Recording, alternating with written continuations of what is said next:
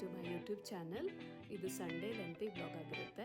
ಈ ವ್ಲಾಗ್ನಲ್ಲಿ ನಾನೊಂದು ಕೇಕ್ ರೆಸಿಪಿನ ಈಸಿಯಾಗಿ ಮಾಡೋ ಕೇಕ್ ರೆಸಿಪಿನ ಹೇಳ್ಕೊಡ್ತಿದ್ದೀನಿ.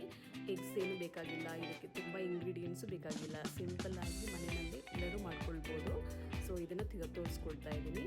ಇದಕ್ಕೆ ನಾವು ಒಂದು ಬೌಲ್ ತೊಗೊಂಡು ಅದಕ್ಕೆ 1.5 ಕಪ್ ಮೊಸರು ಬೇಕಾಗುತ್ತೆ. ಇವಾಗ 1 ಕಪ್ ಹಾಕ್ಕೊಳ್ತಾ ಇದ್ದೀನಿ. 1 ಕಪ್ ಮೊಸರು, 1 ಕಪ್ ಮೆಲ್ಟೆಡ್ ಬಟರು. ಸೊ ಎಣ್ಣೆನೂ ಸಹ ಯೂಸ್ ಮಾಡ್ಬೋದು. ಸೊ ಇದನ್ನು ತೊಗೊಂಡು ಚೆನ್ನಾಗಿ ಬಿಸಿ ಮಾಡ್ಕೋಬೇಕು.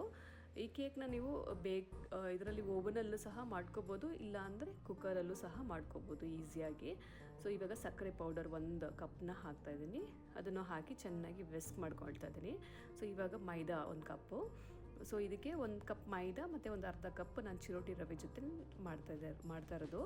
ಸೊ ಇದು ಹಾಕಿ ವಿಸ್ಕ್ ಮಾಡಿದ್ಮೇಲೆ ಒಂದು ಅರ್ಧ ಟೀ ಸ್ಪೂನು ಬೇಕಿಂಗ್ ಪೌಡರು, ಅರ್ಧ ಟೀ ಸ್ಪೂನ್ ಬೇಕಿಂಗ್ ಸೋಡಾ ಮತ್ತು ಪಿಂಚ್ ಸಾಲ್ಟ್ ಮತ್ತು ಒಂದು 3-4 ಡ್ರಾಪ್ಸ್ ವೆನಿಲಾ ಎಸೆನ್ಸ್ ಹಾಕಿ ಮಿಕ್ಸ್ ಮಾಡ್ಕೊಳ್ಬೇಕು.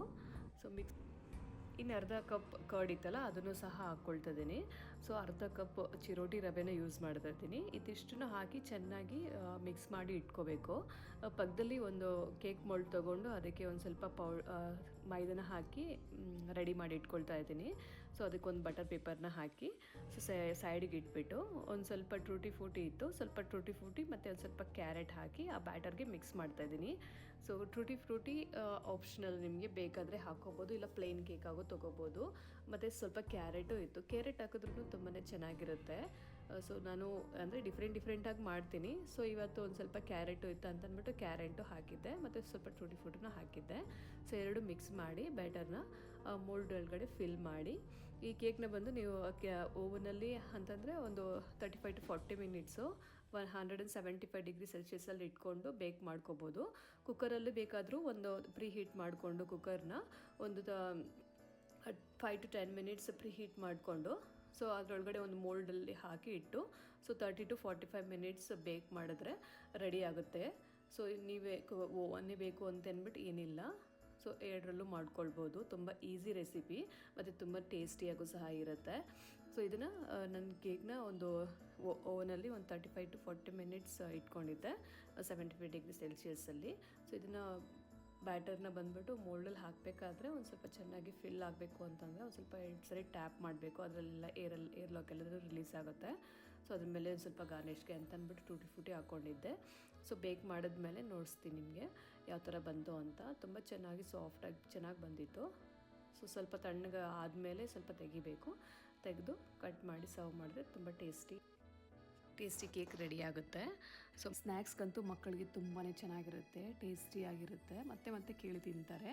ಹಾಗೆ ಮತ್ತೆ ನಾನು ಹೊರಗಡೆ ಹೋಗಬೇಕಾಯಿತು, ಒಂದು ಸ್ವಲ್ಪ ಏನೋ ಕೆಲಸ ಆಗಬೇಕಾಗಿತ್ತು, ಕೆಲಸ ಆಗಿಲ್ಲ, ಸುಮ್ಮನೆ ವಾಪಸ್ ಬರೋ ಥರ ಆಯಿತು. ಬರ್ತಾ ಒಂದು ವ್ಯೂ ನೋಡ್ತಾ ಇದ್ದೆ. ಎಷ್ಟು ಚೆನ್ನಾಗಿತ್ತು ಈವ್ನಿಂಗ್ ವ್ಯೂ ಅಂತಂದರೆ ಅಷ್ಟು ಚೆನ್ನಾಗಿತ್ತು. ಹಾಗೆ ಒಂದಷ್ಟು ಫೋಟೋಸು ವಿಡಿಯೋಸು ಸಹ ಮಾಡ್ಕೊಂಡ್ವಿ. ಸೊ ಈ ನೇಚರ್ನ ನೋಡ್ತಾ ನನಗೊಂದೆರಡು ಸಾಲು ನೆನಪಾಯಿತು.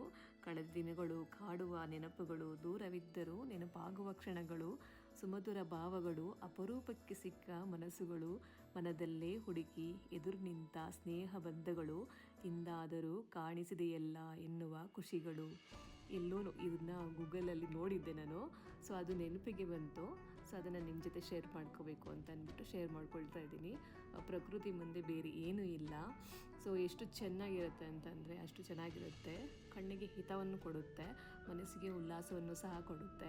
ಸೊ ನಿಮಗೇನಾದರೂ ಈ ವಿಡಿಯೋ ಇಷ್ಟ ಆಗಿದ್ದರೆ ಲೈಕ್ ಮಾಡಿ, ಕಮೆಂಟ್ ಮಾಡಿ, ಸಬ್ಸ್ಕ್ರೈಬ್ ಮಾಡ್ಕೊಳ್ಳಿ. ಸೊ ನಿಮ್ಮೆಲ್ಲ ಸಪೋರ್ಟ್ ನನಗೆ ತುಂಬಾ ಇಂಪಾರ್ಟೆಂಟು.